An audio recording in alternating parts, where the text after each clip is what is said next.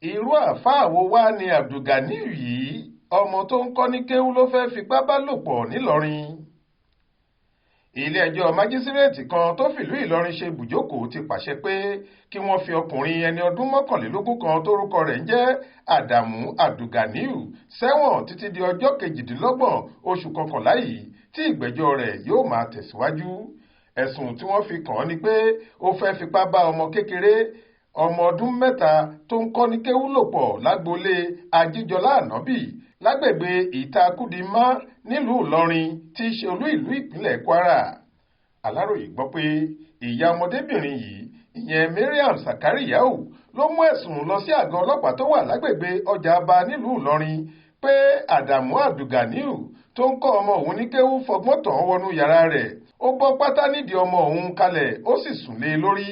Ó tẹ̀síwájú pé nígbà tí Abdulganiyu ré kọjá níwájú ṣọ́ọ̀bù ìyá ọmọdé yìí ni ẹ̀rù bẹ̀rẹ̀ sí í bà á tó sì padà sọ fún ìyá rẹ̀ pé ṣe ni afurasí mú òun lọ sí yàrá rẹ̀, ó bọ́ pátá nídìí òun. Lẹ́yìn tó bọ́ òun sí hòhò ló ní kí òun sùn sórí ẹní tó sì sùn lé òun lórí.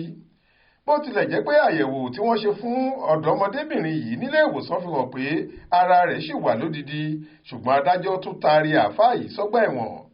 Agbèfọ́ba Inspector Innocent Owóọlá rọ kóòtù pé kí wọ́n sì fi Abdulganiyu pamọ́ sẹ́wọ̀n títí tóun yóò fi gba ìmọ̀ràn látọ̀dọ̀ ẹ̀ka tó ń gba kóòtù nímọ̀ràn lórí ẹ̀sùn bí èyí.